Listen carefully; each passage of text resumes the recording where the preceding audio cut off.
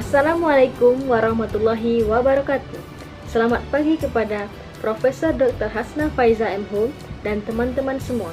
Saya Siti Hairia selaku penyaji 2 dari kelompok 7 akan membahas tentang sejarah Melayu Islam dan era kolonial. Kedaulatan Melayu Islam di Riau. 1. Rantau nan Oso kurang 20. Pengaturan kehidupan masyarakat di Kuantan dan Singingi dikendalikan oleh Konfederasi Negeri atau Koto yang dinamakan dengan Rantau nan Oso kurang 20. 2. Andiko nan 44.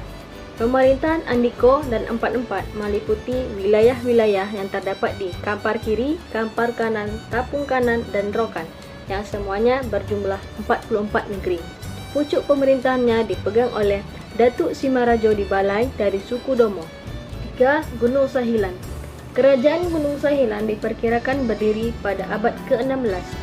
Kerajaan Gunung Sahilan berdiri selama lebih kurang 300 tahun dengan 9 orang raja dan 1 putra mahkota. 4. Kerajaan Tambusai merupakan salah satu kerajaan tertua di Rokan. Ibu negerinya terletak di Dalu-Dalu.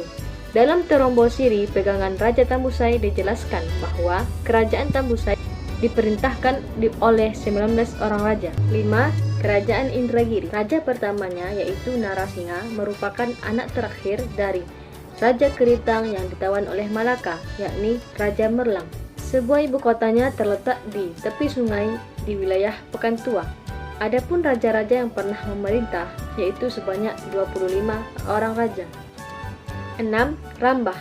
Kerajaan Rambah didirikan di daerah Pasir Pangarayan yaitu di negeri Rambah. Daerah ini termasuk ke dalam kekuasaan Kerajaan Tambusai. 7. Kerajaan Kunto Darussalam. Kerajaan ini berdiri setelah Kerajaan Tambusai. Tercatat 8 orang raja yang pernah memerintah. 8. Kepenuhan. Kerajaan ini didirikan setelah Kerajaan Tambusai berkembang pesat. Berdiri saat Tambusai diperintah oleh Sultan ke-7, Sultan Delhi yang dipertuan tua. 9. Rokan 4 Koto. Pada sekitar abad ke-14 terdapat sebuah kerajaan yang berpusat di kota lama, yaitu Kerajaan Rokan. Keberadaan kerajaan ini membuat Raja Malaka tertarik dan membangun hubungan persahabatan. 10. Siak Sri Indrapura. Kerajaan ini didirikan oleh Raja Kecik. Sebelum menjadi Sultan Siak, Raja Kecik menjadi Sultan atau Raja Johor pada tahun 1717 sampai 1722. Sultan terakhir Sultan Syarif Qasim II memerintah dari tahun 1908 sampai 1945. 11. Pelalawan. Kerajaan Pelalawan merupakan kelanjutan dari Kerajaan Pekantua. Sekitar tahun 1725, Raja Pekantua Kampar Maharaja Dinda II mengumumkan pemindahan pusat kerajaan dari Tanjung Negeri ke Sungai Rasau. Setelah pemindahan ini, resmi nama Pelalawan menggantikan nama Pekantua Kampar. Yang terakhir ada Kerajaan Batu Hampar, Pekaitan, Kemuning, dan Cirenting. Ada beberapa kerajaan yang disebut-sebut memiliki kedaulatan tersendiri. Namun, kesemuanya belum teridentifikasi secara memadai. Kita masuk ke materi selanjutnya yaitu Riau menentang penjajah. Yang pertama, melawan Portugis. Tahun 1511, bangsa Portugis berhasil merebut Malaka. Pada saat itu, sebagian besar wilayah yang bernama Riau sekarang berada dalam kekuasaan Malaka. Masyarakat Melayu yang dipimpin Sultan Malaka terakhir, Sultan Mahmud, menyusun kekuatan dari Bintan dengan panglima bernama Hang Nadim. Raja Indragiri Narasingha II bergabung dengan Laskar Melayu di Bintan.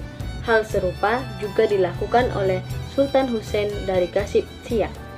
Kita masuk ke materi selanjutnya yaitu melawan Belanda.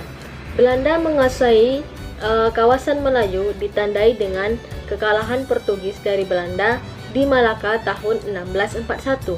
Di antara pertempuran yang dapat dicatat adalah dinamakan Perang Guntung, Reteh, Riau, Siak, Tambusai, 5 Koto Kampar, dan Kuantan. Selanjutnya tahun 1898, Bangkinang diserang oleh 1000 pasukan Belanda.